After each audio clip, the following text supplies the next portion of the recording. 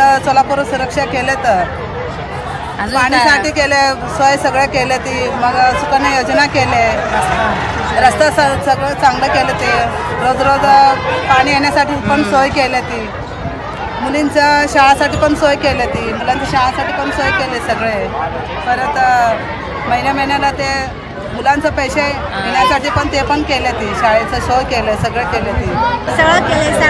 शाळेचं पण व्यवस्था केली तर, लाडकी बहीणचं व्यवस्था केली तर, सगळं केलं तर, मुलींसाठी सुकन्या योजना केले तर, गोरगरिबांसाठी सगळं सोय केली ती. आम्हाला मतदानाचं सरकार मोदी आहे ना, त्यामुळे आम्ही मत कमळच घालतो.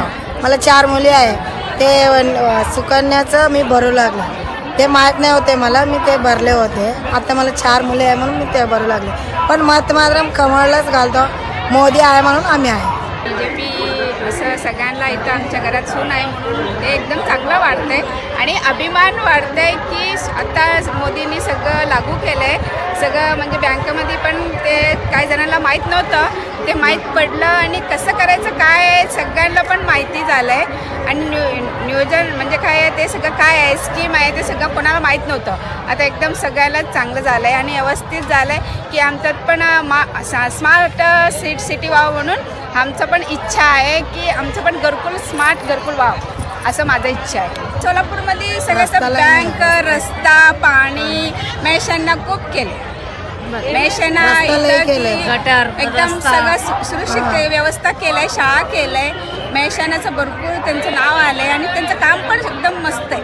अखंड भारतात जसं भारतीय जनता पार्टीवर संपूर्ण देशातील महिलांचा, युवकांचा, ज्येष्ठ नागरिकांचा जसा विश्वास आहे, अगदी तसाच विश्वास महाराष्ट्रातही आपल्या महाराष्ट्राचे लाडके देवाभाऊ माननीय देवेंद्र फडणवीस साहेब यांच्यावर सुद्धा अगदी तशाच प्रकारे विश्वास ठेवून सर्व जनता मागील विधानसभा निवडणुकीत भारतीय जनता पार्टीला जास्तीत जास्त मताने निवडून देऊन भारतीय जनता पक्षाचं सरकार या महाराष्ट्रात दिलेलं आहे. अगदी तशाच प्रकारे सुद्धा सोलापूरच्या येणाऱ्या सार्वत्रिक निवडणुकीत सुद्धा सर्व नागरिक, लाडक्या बहिणी असतील, ज्येष्ठ नागरिक असतील, युवक वर्ग असेल, यांचा नक्कीच भारतीय जनता पार्टीला पाठिंबा असेल व येत्या महापालिका निवडणुकीतसुद्धा भरघोस मतांनी भारतीय जनता पार्टीचं सत्ता या ठिकाणी महापालिकेत दिसेल.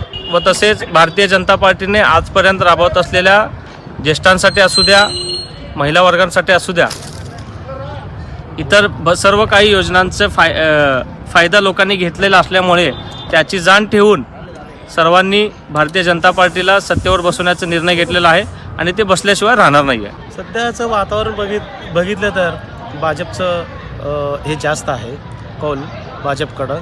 तर सध्या जनता एवढं स्मार्ट झालेले आहेत की त्यांना माहीत आहे आपल्या प्रभागातले काम कोण केले. वर पण सत्ता केंद्रात भाजपचंच आहे आणि इथं पण सत्ता भाजपचंच आहे आणि महानगरपालिकेचं पण भाजपचं आलं तर आपल्या सोलापूर सिटीचं विकास होईल.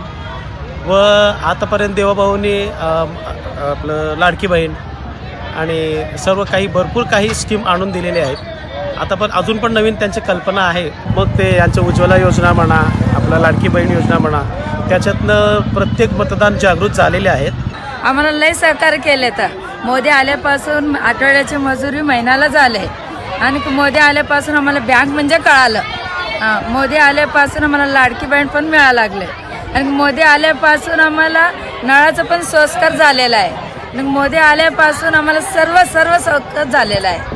पण मोदी यावं म्हणून मला वाटतं.